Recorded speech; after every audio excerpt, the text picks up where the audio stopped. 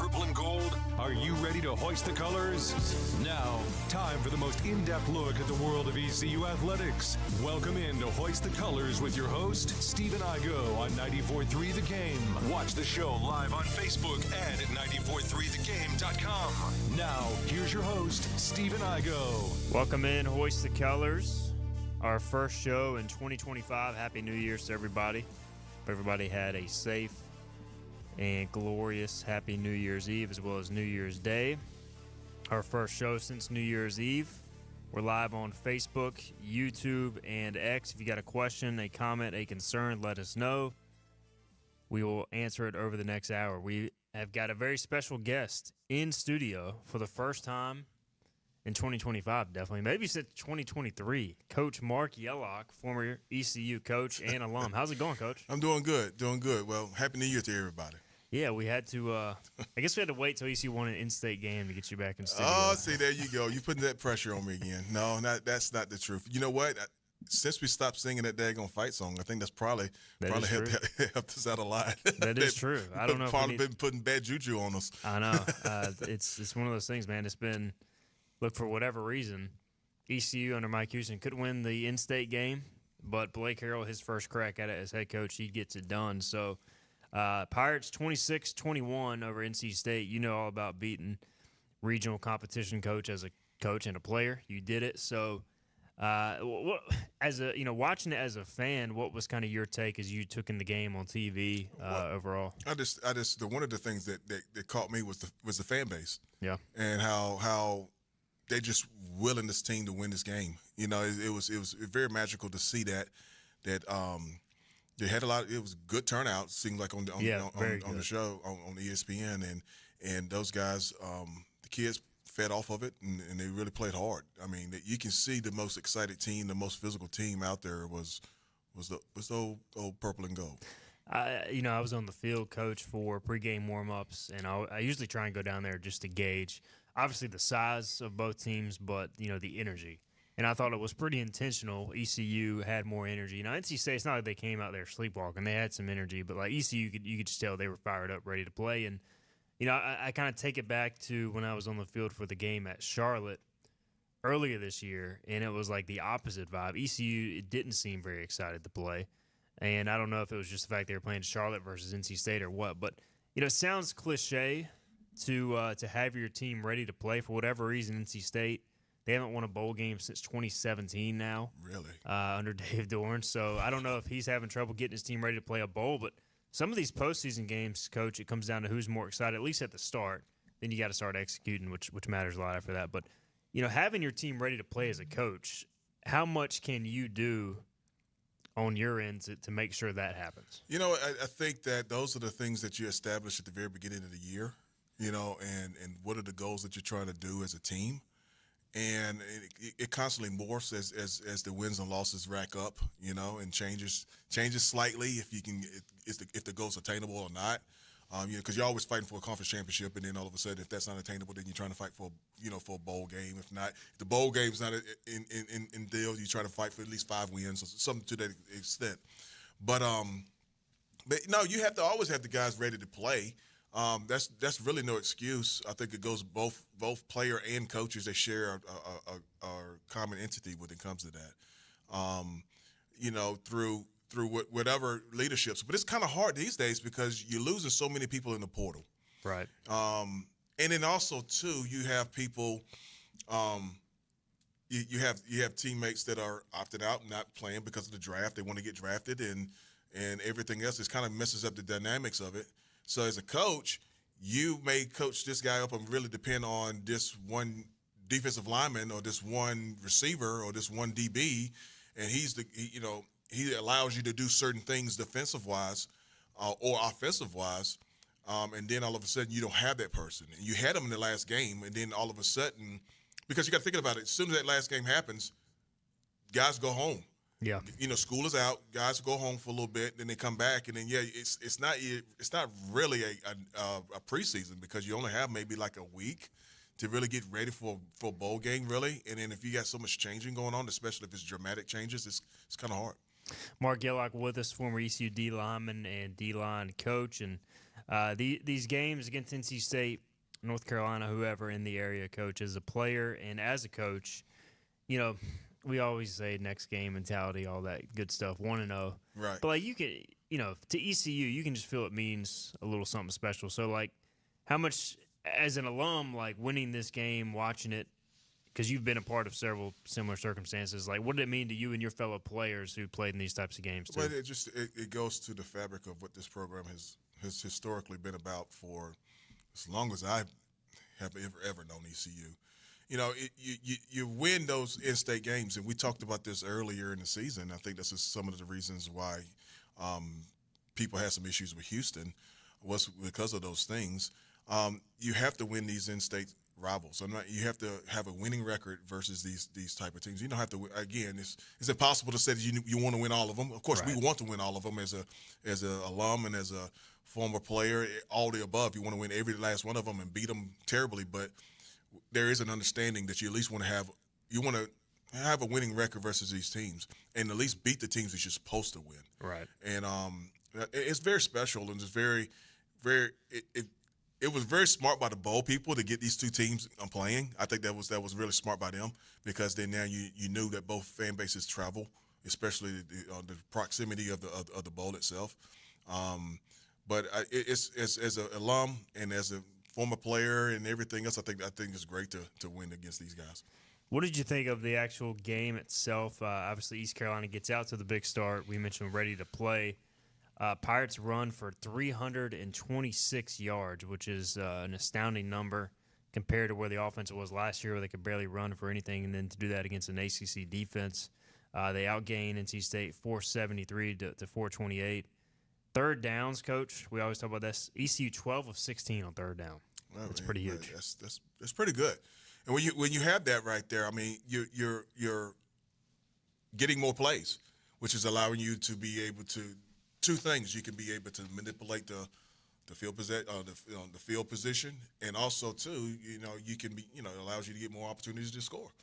And it goes back to what we talked about earlier in the season about how balanced the offense needs to be. We're talking about, everybody's talking about how it's a passing deal. We're passing. But I'm pretty sure if you go back and look at all the wins that we've had, there is a really slight tick of the run game being a huge part of those wins. And I think that's the same thing. I think a lot of that 300 yards is coming from that big run, Rajay's run at the end, which is very magical there too.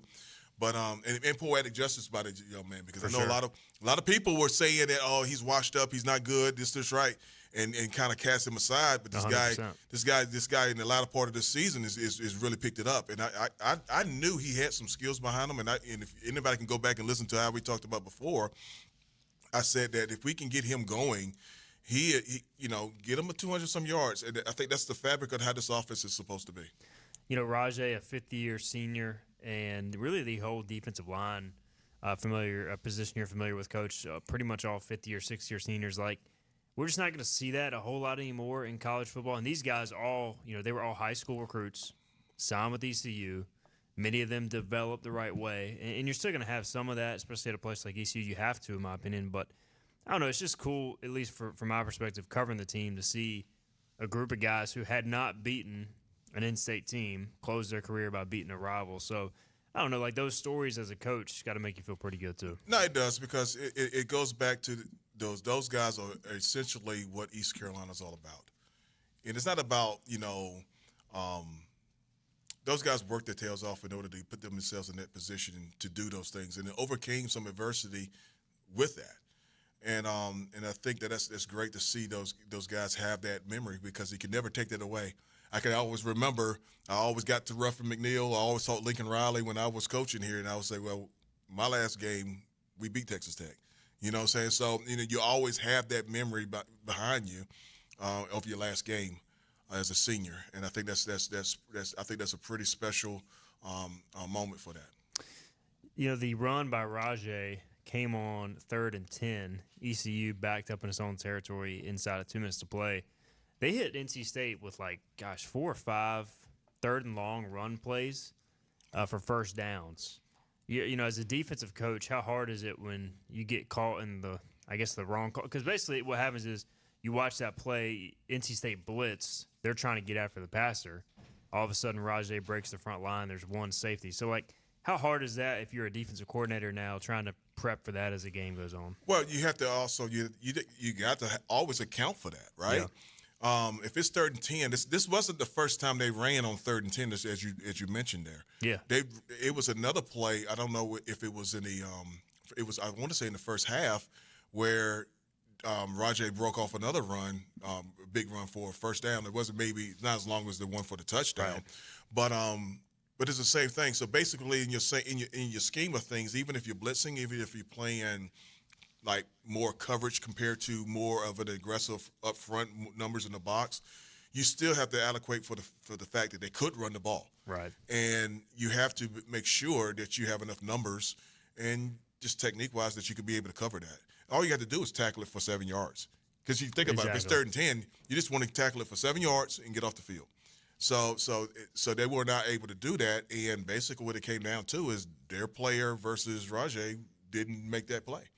So. No doubt, and I thought it was interesting. I went back and watched the game earlier. Rajay had a big run off the goal line. That safety tackled him going out of bounds for like a 40-yard gain. Then on this play, Rajay acted like he was going towards the sideline, juked back inside, made a miss, and obviously went to the house. So pretty interesting there. All right, Robert on YouTube says, dating back to our earlier conversation, being ready to play, he says, likewise, Ohio State was ready to play over Oregon last night. There's no doubt about that. That was an absolute bloodbath for a while. Robert also says that NC State played too conservative, not attacking ECU's backup defensive back. So I don't know if you have any take on that, Coach, but I did think it was interesting that, we didn't see NC State throw the ball downfield. ECU was down really 2 of his top corners.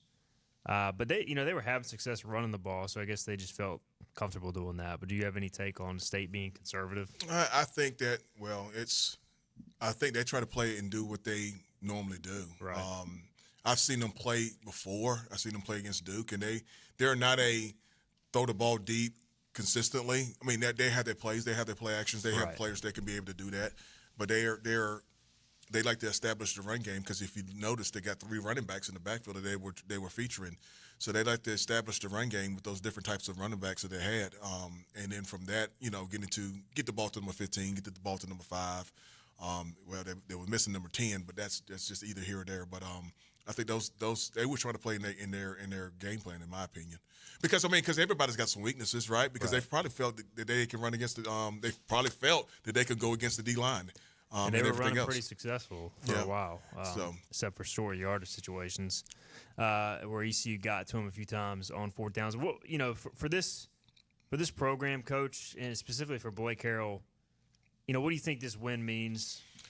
Obviously having success as interim, getting the job, but then to get a big win going into the offseason to maybe flip that narrative of, all right, ECU, hey, we can still beat NC State like we used to, like just from a vibes perspective. I think what it does is it allows the players to now really buy into what Coach Harrell is trying to coach and his staff is trying to express. I think that I can take this back to when Skip Holtz first came here, and I was a GA, and I was with the John Thompson and stuff, and we got let go, and the team was just beat up in the sense of mentally about winning games and learning how to win a game. And we played Duke. And here, by the way, and we practiced hard all off season, all spring, and everything else. And then when we won that game versus Duke, you can see that's what you're talking about. And I think that's what that aha moment, as everybody would say. And I think that's what these players are now seeing. And it also helps with recruiting because then now, if I'm a guy who's coming in, from the portal or from wherever I'm coming from, I can see that this program now is on a trajectory up compared to plateauing or already down. So I think it's a multifaceted approach to this. So it's a good place to be if you're Pride right now. He is Marc Yellock. We'll get a break in. We'll have one more segment with Coach in studio. Appreciate him stopping by today. We'll be right back. We got some more questions to get to on the other side. This is Hoist the Colors. Acre Station Meat Farm, along with Lane Angus Beef, bring you Farm to Fork Beef. Stock your freezers now with affordable beef boxes just in time for the grilling season. Farm to Fork Beef brings quality local beef to your family. From your traditional butcher shop, Acre Station Meat Farm. Come on down to Acre Station Meat Farm and find out why we're #1 in fresh cuts and friendly service. Acre Station Meat Farm, Highway 32 North, Pinetown. Living easy is the sound of children laughing as you make memories with neighbors and friends. It's the sound of nothing at all. It's the smell of the salt air. Hear the waters against the marsh grass. See the beauty of our coast. Bow Coast, located in Beaufort, North Carolina. Southern Living's best small town. Other restaurants claim their food is fresh and fast, but are they friendly? At Moore's, you're treated like family the minute you walk into their doors. With locations in Winterville, New Bern, Swansboro, Morehead City, and Jacksonville. We've been practicing what we preach since 1945. At Moore's, our barbecue is slow cooked and smoked over real wood daily until it's so tender it's falling off the bone. Combined with our fresh chicken, cooked to order seafood, and homemade fixins, we're sure you'll agree. If it's not Moore's, it's less.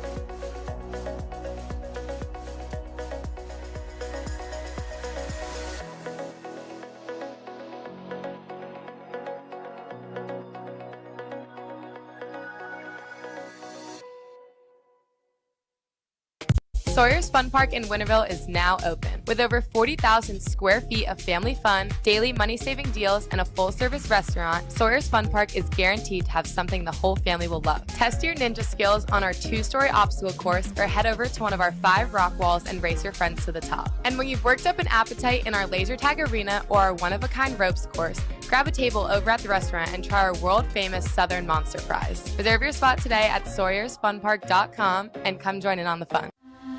This is about you, your family, and the health of all who live in Eastern North Carolina.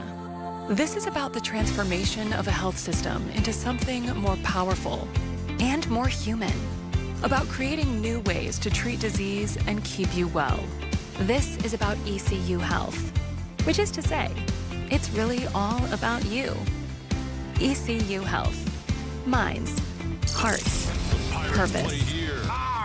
This is Hoist the Colors Radio with Stephen Igo. Yes, that was so good! On 94.3, The Game. All right, welcome back in. Hoist the Colors here on this Thursday, January 2nd. We got Philip Pilkington producing. He's behind the glass. He'll join me a little more later for a conversation on the college football playoff. We'll discuss that later in the show. But we got Marc Yellock in studio talking ECU's bowl win over NC State. Coach Yellock, I want to ask you, Coach, while we got you in studio, obviously doing your thing here in town, doing some work. You still want to get back into coaching, though, right? No doubt. I would love to get back into coaching. I think that's it's a passion. I think that is, I think that's a gift that I really truly believe that God's given me, and I just like to pour into these young men. It's not about the football for me. Yeah, football is icing on the cake, because I think that, in the most part, is about mentoring these young men. Despite of all the other NLL and everything else, these kids still need to have some guidance in the things that they're doing. Even more so now that you're throwing money at them. So that's the passion that I have with this profession. Well, we appreciate having you on the show, and I know, speaking firsthand, I've seen you coach a lot at East Carolina, whether it's ECU or anywhere else. Anybody would be lucky to have you, Coach. You do a heck of a job teaching young men, and especially that defensive front. Your D lines are pretty good at ECU. So well, you know what? It's more the players than it is myself. You know. Well, hopefully it works out. But if not, hey, we'll keep having you on the show either way. Yeah, appreciate you. Maybe we'll have you on the show either way. So, all right, Marc Yellock with us. Okay, so Will Landon with a question that's interesting in theory. He says, do you think not having an indoor facility helped in this particular game? And I'm sure he's speaking from the standpoint of it was cold, it was rainy, and ECU obviously has to practice in those elements because there is no indoor right now. There will be in the near future. Do you think that had any impact on the game? Well, no. I think that, in my opinion, and I've been in places where we had indoor facilities and everything else, and I mean, like what you do is you plan for it, right? If you know that the conditions outside is going to be rainy, then you're going to have a couple of practices out there, even if you have indoor facility to practice in those elements. So I think that really what it comes down to it is the fundamentals, right? Most excited team to play. They tackled well, they executed. They made less mistakes than NC State did, and they won. So I think that's really boils down to it. I think that and again, I can understand his question, but I think because those guys been practicing in heat, been practicing in rain, been practicing, and then plus too, these guys been practicing ever since they were probably like 10, 11, 12 years old in rain and cold and everything else. So, I mean, so they have I think that it's the execution part of it is the most important part of it. All right, John Moody with an interesting question.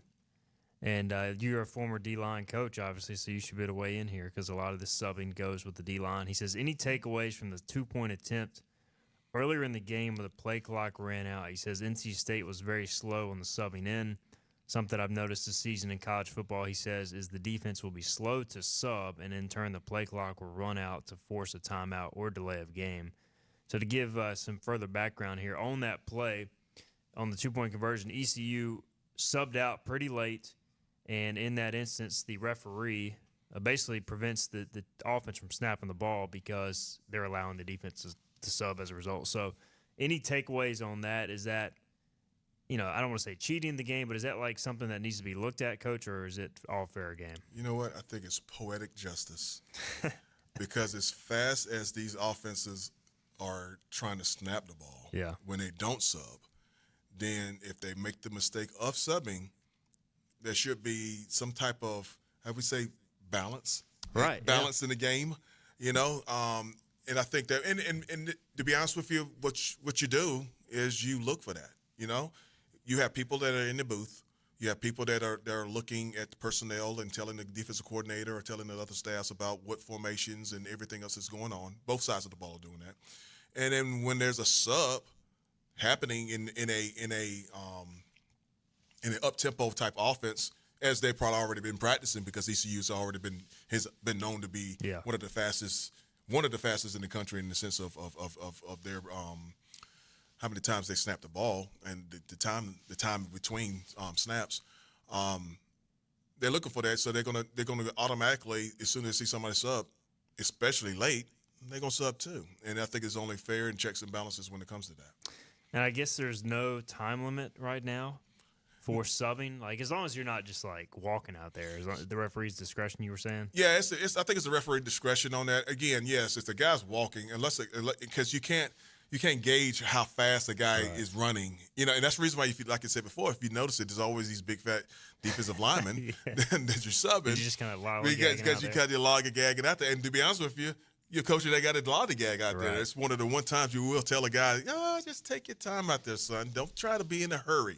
And then it goes both ways because then all of a sudden the guy who's coming off the field, they got to give time for him to come off the field. So it's one of those deals.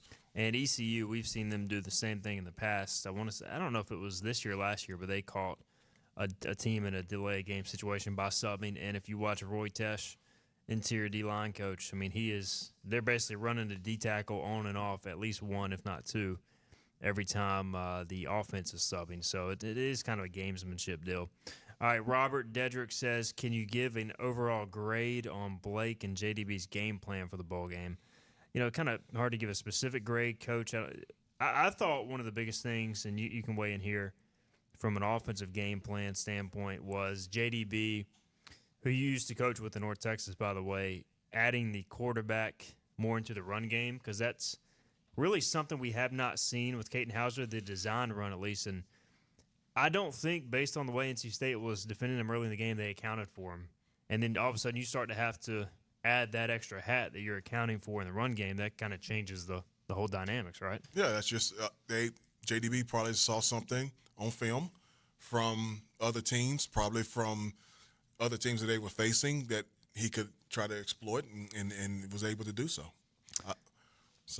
Yeah, I thought that was huge. Any other takeaways from a game plan perspective, offense or defense? I think that you come into a game and you have your core players that you want to run and everything else, but you also got to think about it. You don't know what the other team's running because they had a new defensive coordinator and everything else. So everything was on.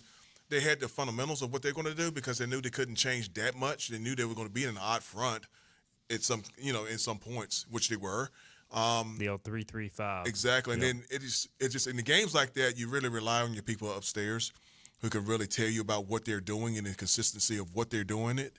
And I think that's important if, to be able to have in-game adjustments as things goes along. Bobby Howard, who used to be on the staff with Ruff and you guys, he wants to know if you can coach basketball. Pirate basketball struggling a little bit. Can you take over the hoops program? No, I cannot do that. Bobby, please don't put me in that situation, Bobby. Can you play any basketball? Maybe they can get you suited up to score. Oh no! I you know what? I can point and I can cheer, and that's all I can do for the ECU basketball right now. I hope they get it turned around. No doubt, they need some shooters. Maybe Phillip can help them out. Maybe get a few J's going. Talking about the 3-3-5 that obviously NC State ran under Tony Gibson. You've been involved in a lot of 3 down, 4 down. The game overall, coach, is going so multiple now.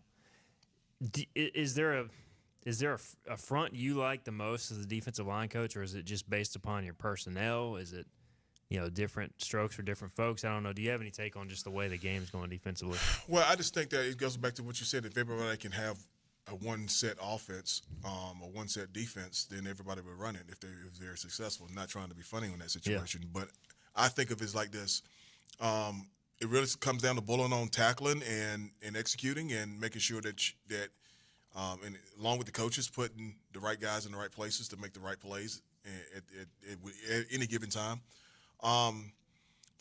Everything is going multiple. You have to be multiple. You can't be one front, or you got to be several fronts.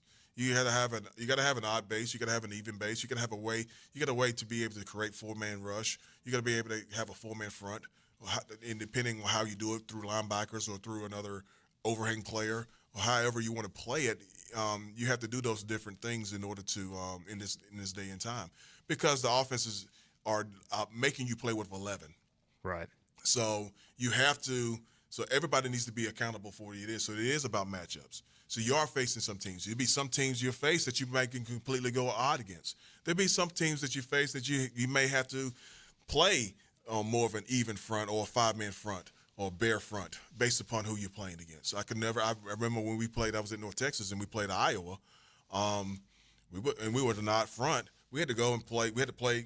You had to change personnel because they were playing a lot of 12 personnel. So we had to go put another safety in the game. And that was what we did in based upon personnel. So it's you have to morph to what you have as on staff, as a program, and who you're facing. Same type of deal when ECU played Army this year. I mean, they rolled out personnel I hadn't seen, didn't even know existed, and I followed the program pretty closely because everything is condensed. You went from 11 to basically everything inside the tackle. So you got to adjust to all that. Bobby Harvard says, "Don't let Yells fool you. He was a post presence in our staff basketball games." Oh my gosh! Who was trying to guard you in the post? Is what I want. Oh my goodness, man! We got we were just trying to stay in shape. Now that's the best part about basketball. Exactly. We had Lincoln Riley was over there shooting threes from like Steph Curry back in the day, and then we had Brandon Jones, and gosh knows those were good times with those situations. Good times for sure. Graham saying that Yellock is a first class man in the comment section. Can't agree more with that. Are you watching any of the playoffs, Coach, or you try to get away from football when you get some downtime? I don't know. No, I watch football. Yeah. I mean, it's funny because I can't. These announcers are killing me. Sometimes, I just because I'm so used to because I'm so used to just not even hearing it. The best, I think it's on ESPN because they have this the Sky copy or the Sky deal where it's no announcers. 11-on-11. Exactly, you hear no announcers and you just see the game. I love that. That's the part. That's like my go-to when I at least want to watch a peaceful game. And so you'd rather get the all 22 and break it down with no announcers. Zero just announcers. Take it in. Yeah, because I can see it. Number one, that's It's background noise to me. Right. And it's, you know, and I get it. Fans need it. I mean, it's an entertainment business, but I'm looking at the game from a different perspective than I guess your average fan. And again, I'm not saying that I'm more than anybody else. That's just preference. You're a coach. You know, you got that background. Are you any favorites in as far as who's left standing in the playoffs? I mean, you basically have blue bloods at this point. The Texas-Arizona State game was insane. I don't know if you got to watch some of that, but you got Texas, which will take on in the next round the winner of yesterday afternoon's game. Why am I drawing a blank on that right now? And then you got Georgia Notre Dame. The winner of that will take on Penn State. So it's one of those deals where right now you kind of have blue bloods left. So any favorites among the group of teams that are left at this point? I got friends on all those staffs. Yeah. That I've coached with. So I don't have a Texas Ohio State. Will be what it is, as they crushed Oregon last night. To keep it real, you know, I'm an ECU guy, so you know I like to. I want it to be good football. You know, and I just like to look at it. When I look at it, I like to look at the strategy of it. I like to look at the game plans, look how they're attacking them, or they're playing a little bit more. Like Penn State versus Boise the other day. They started running in the very first quarter, the very first drive where they scored the first touchdown. It was nothing but stretch zone. They would get stretch zone with number 13, and then all of a sudden you see Boise State. They were running a field underlook, and then all of a sudden they trying to switch it up and put the three technique to the field, and you see the chess matches. Hey, they do this, I'm going to do that. This next series, I'm doing this. I'm pressuring it this way because I think the protection is that. That's the type of stuff that I like to see, and it'd be a close game. The blowouts, that's good. That's good, you know, and again, it's good for the offense, I guess you can say, but I kind of like tight games. I kind of like this bowl season, all these overtime plays and stuff like that. A lot of good bowl games. It's been pretty good. A lot of good bowl games, and thus far, really, Texas, Arizona State. The only great playoff game, I mean, Boise, Penn State had the potential. I thought Boise looked competent and didn't look overmatched, but they just made too many mistakes, missed a couple kicks, turned the ball over. They actually outgained Penn State on the day, but regardless, Penn State wins. They move on to the semifinals. Well, all right, Coach, we'll get you out of here. I know you got other stuff to do, man, but appreciate you stopping in the studio, and we'll have to get you back in again soon. All right, appreciate you. Go Pirates. Absolutely. That is Marc Yellock, former ECU D-line coach and alumni of the Pirate football program. Happy Pirate after the win over NC State. We'll take a break. Philip and I will dive more into the playoffs after this. This is Hoist the Colors. Hi, I'm D.R. Alligood. And I'm his daughter, Jessica. For 11 years, we have built quality driveways and parking lots for both your residential and commercial needs. We also offer free on-site quotes to have your custom driveways built the way you want. 252-946-1227. Looking for a great deal on a new Nissan? At Greenville Nissan, we've got a great selection of new Nissans for under $30,000. The stylish Nissan Sentra, offering top-notch fuel economy. The Nissan Altima, known for its comfort and technology. The Nissan Kicks, the perfect combination with its compact design and performance. The Nissan Versa, delivering incredible value without compromising on features. And don't forget the Nissan Rogue, an award winner for 10 years in a row. Drive it home just for $22 down and $349 a month. Visit GreenvilleNissan.com today. Greenville Nissan, where we drive to serve. The best burgers around. Everyone loves a thick, juicy, and fresh burger. Tiebreakers does real burgers better than anybody. And don't forget about the cheese sticks, fresh salads, and more. So don't just go to any burger-themed restaurant chain. It's time to break the chain and eat local. Tiebreakers, burgers and sports at its best. Go Pirates! Arrgh! You know what the problem is with standard belts? Usually you have to choose between too tight or the opposite, too loose. But with Anson Belt & Buckle, you don't have to choose. We got rid of the holes and instead have a track system designed for micro-adjustability. That way you can enjoy a perfect fit every time. Anson Belt & Buckle. Find your perfect fit today.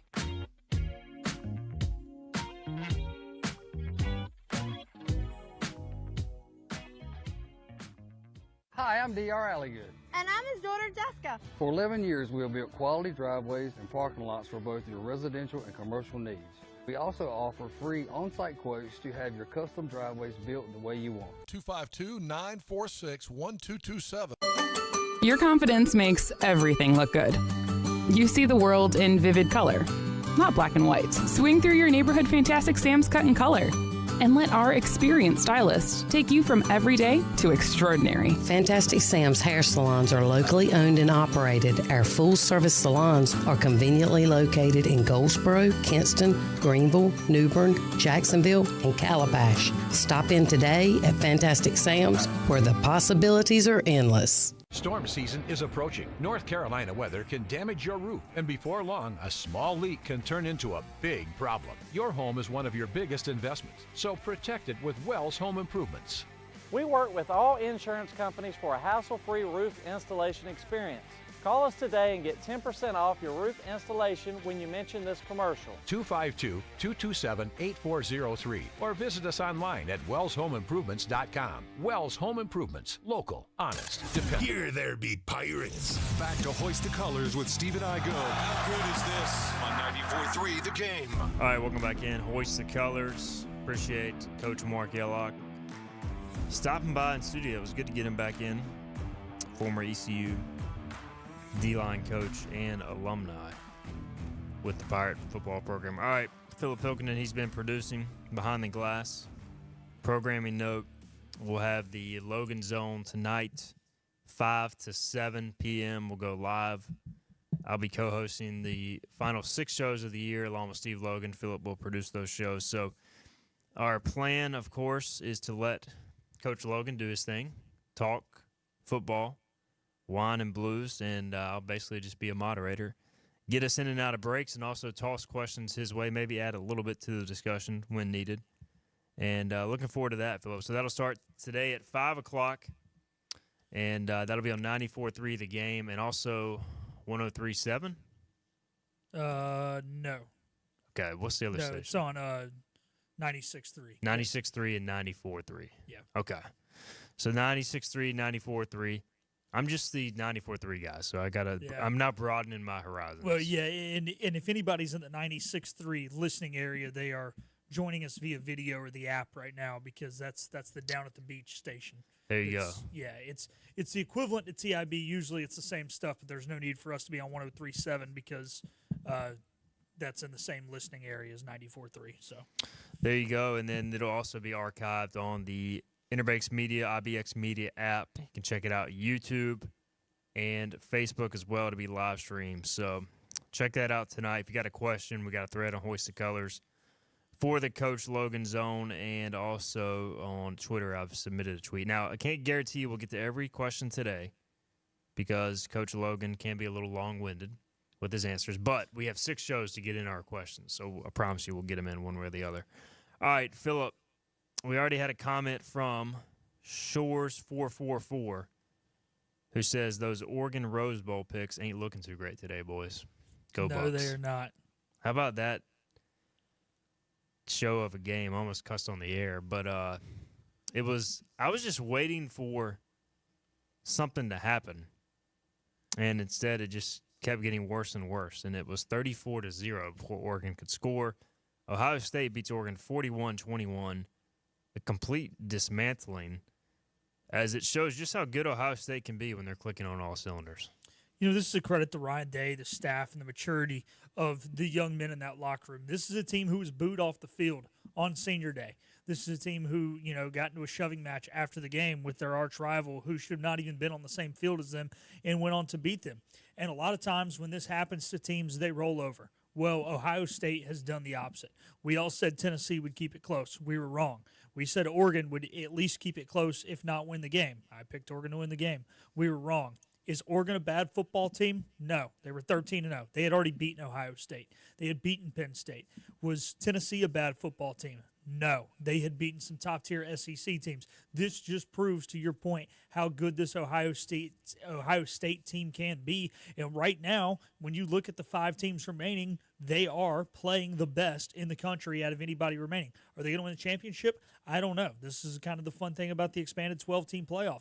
I think, realistically, pretty much anybody left could win this thing. So it's wide open right now. It's going to be entertaining. We're going to see what happens this afternoon as well. We'll see if the extra day delayed, affects either one of these teams. I think it was good It stinks that it happened and and they had to change it. But the good thing is it was the latest game of the day that got moved, and it was about 7 hours before kickoff that it got announced, because players don't start getting in the mindset of playing 7 hours before. If this was the 1 o'clock game and they got up at 8 a.m. and then made the decision, the players were already up, they were already eating breakfast, that really would have messed with the young men mentally.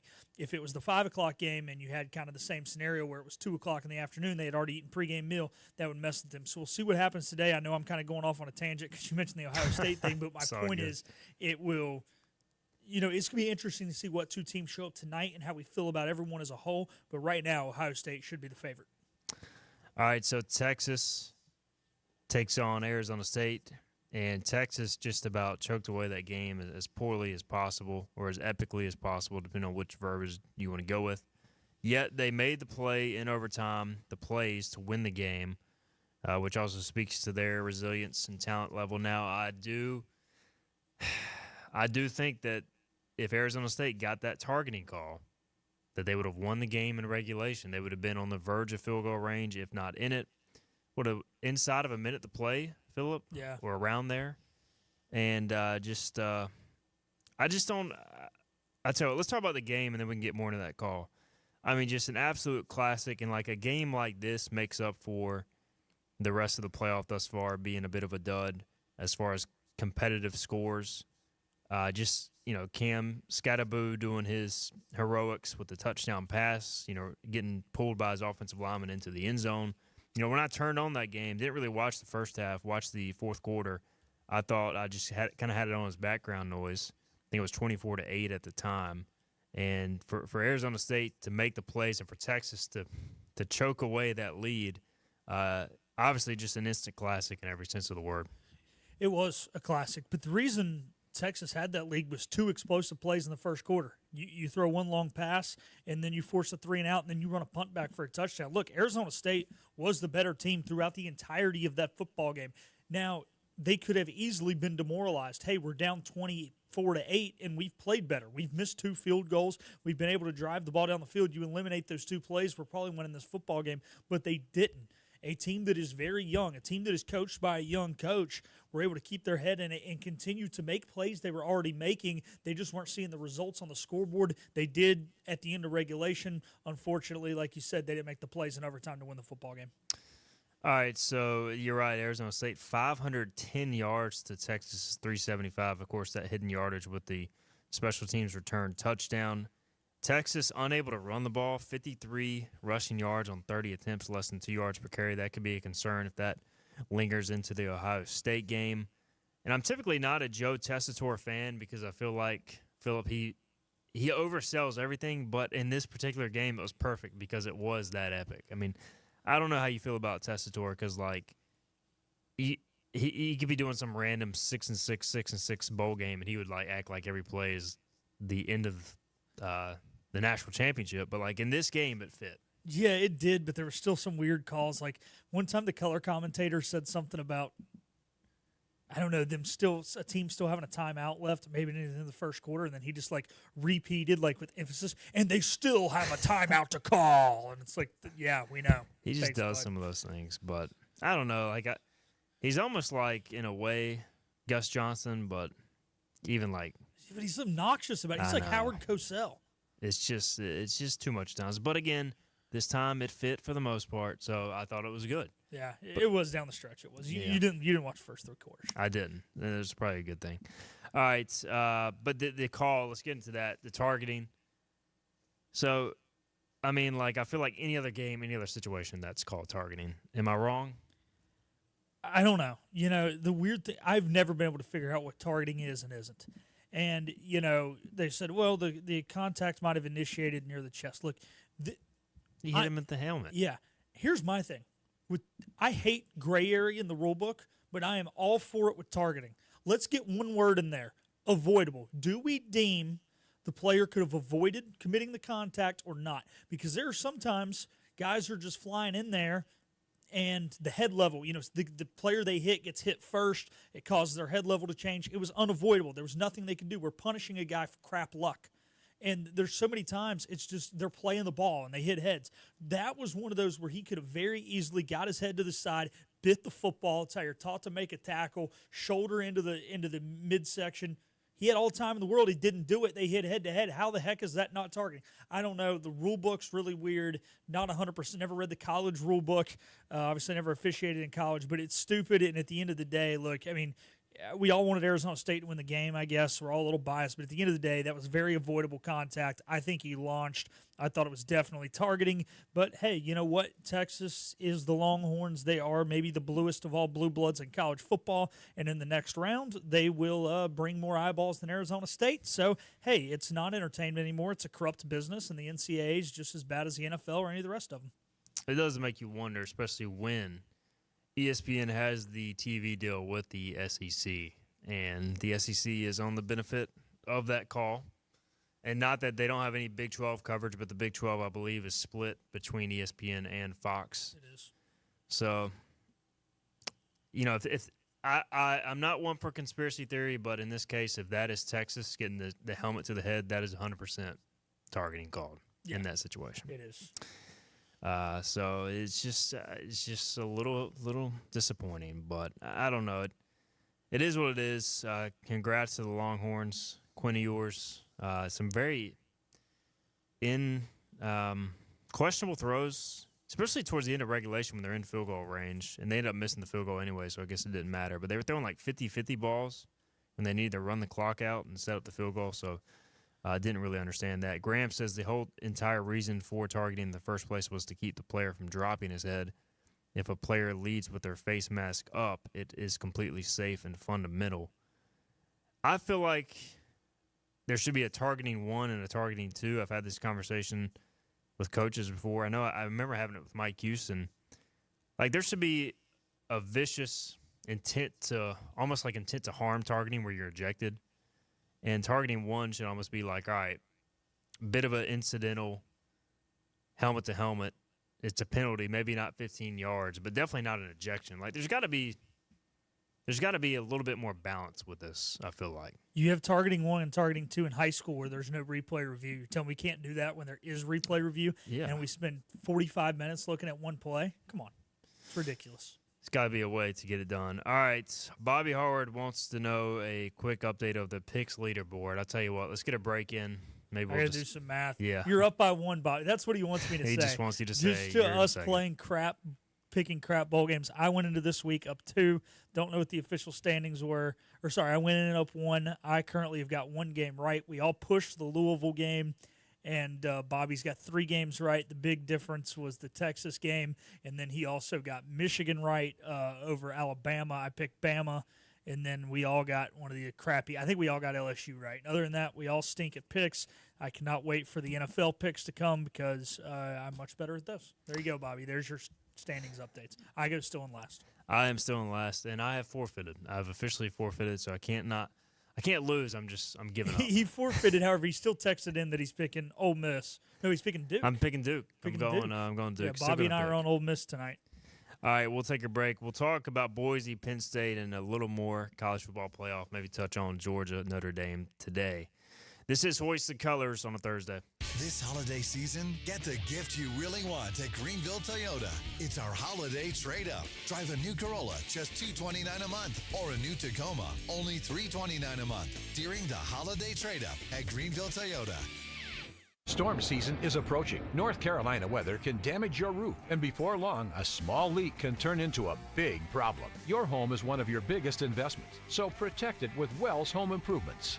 We work with all insurance companies for a hassle-free roof installation experience. Call us today and get 10% off your roof installation when you mention this commercial. 252-227-8403 or visit us online at wellshomeimprovements.com. Wells Home Improvements. Local, honest, dependable.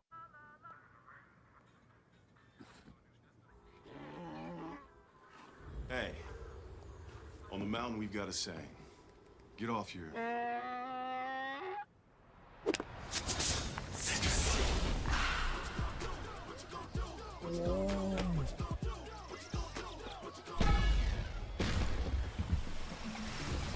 Show off. Mountain Dew. The best burgers around. Everyone loves a thick, juicy, and fresh burger. Tiebreakers does real burgers better than anybody. And don't forget about the cheese sticks, fresh salads, and more. So don't just go to any burger-themed restaurant chain. It's time to break the chain and eat local. Tiebreakers, burgers and sports at its best. Everybody loves tiebreakers. Other restaurants claim their food is fresh and fast, but are they friendly? At Moore's, you're treated like family the minute you walk into their doors. With locations in Winterville, New Bern, Swansboro, Morehead City, and Jacksonville. We've been practicing what we preach since 1945. At Moore's, our barbecue is slow cooked and smoked over real wood daily until it's so tender it's falling off the bone. Combined with our fresh chicken, cooked to order seafood, and homemade fixins, we're sure you'll agree. If it's not Moore's, it's less. Big tax credits are back. Get a 30% tax credit, up to $2,000 off your new Mitsubishi electric heat pump install. Let Comfort Master help you take advantage of the tax credits with a qualifying Mitsubishi electric ducted heat pump or non-ducted Mitsubishi electric mini splits. Mitsubishi electric mini splits are ideal for bonus rooms, garages, or sunrooms. If you need a new HVAC unit, call Comfort Master today. Call Comfort Master.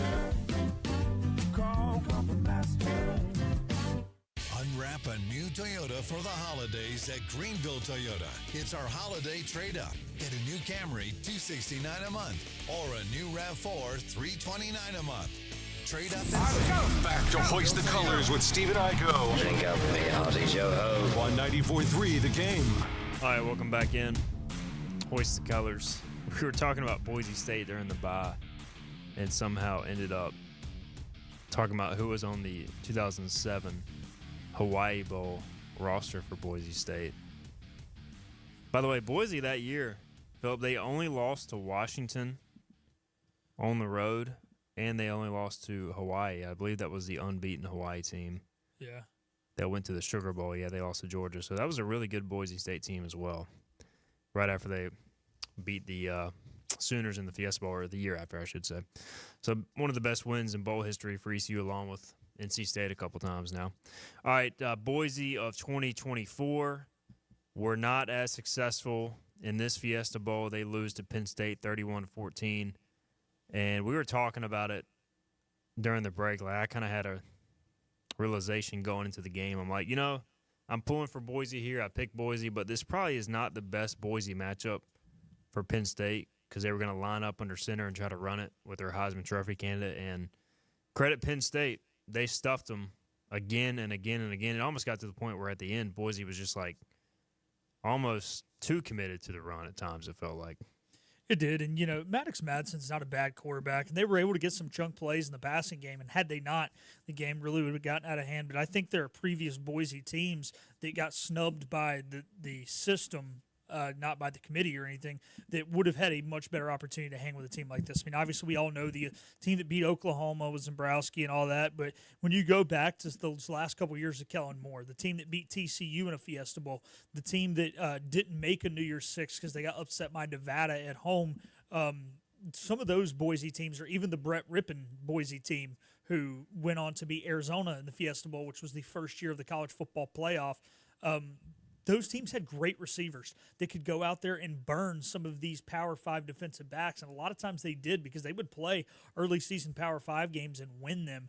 And they just had quarterbacks can sling. I mean, this Boise State receiving core is above average, that's for sure, but they're not at the level where they can play behind against a Power 5 team. And, yeah, when you've relied all year on running the football and it's not going well, I mean, that offensive line got manhandled up front. There was a few nice runs that he broke out, and a lot of them were off missed tackles that he created because they just couldn't hold up offensive line-wise.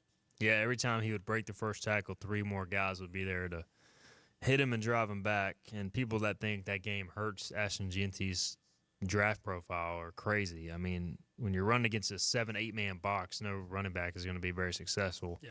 Still had 100 yards on 30 carries. But, all right, Bobby, by the way, adding that he had to get it in because if Notre Dame loses tonight, you guys will be tired by the time I come in studio tomorrow. Fair enough. He wanted his moment in the sun. I'll give it to him. He might be up 2 this time tomorrow, and I might really have my tail tucked between my legs. Big game because we're starting to run out of games. I guess we will keep this going through the Super NFL Bowl. playoffs. Yeah. So We got a few more bowl games to pick. We got North Texas, Texas State on Friday. I wanted to correct that. I said Saturday earlier this week. That is a Friday game. We got Duke, Ole Miss tonight, along with Notre Dame, Georgia. You guys are both on the same side there, so that won't hold too many ramifications. And then we also have on Friday North Texas, Texas State, along with Minnesota, Virginia Tech, and the Duke's Mayo Bowl in Charlotte. And then Buffalo Liberty will be the final bowl game of the year on Saturday. Can't wait for that one. It's going to be interesting. Liberty's got a decent amount of guys on the portal. Salter's going to Colorado.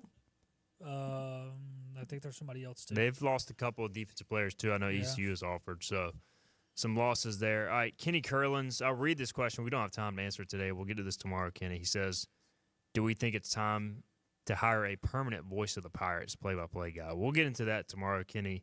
I think it's worthy of a longer discussion than the 30 seconds or so we have left in the show, but I appreciate the question. We'll get into that when Bobby is in studio tomorrow. Philip, appreciate you. Remind me to get to that tomorrow because I will forget. Okay, I will. I have a crappy memory, as my wife often reminds me. All right, we got to get out of here again. Logan's on tonight, 5 to 7. Check that out. It'll be live on the 94.3 The Game social media pages, along with 94.3 The Game and 96.3 as well. We are out of time today. Tomorrow at 12 noon, Bobby Harward, he will be in studio. We'll be making our picks. We'll also have an in-depth discussion. We'll have a transfer portal update as well for ECU and visitors for the weekend and more. We'll see you then. This has been Hoist the Colors with your host, Stephen Igo.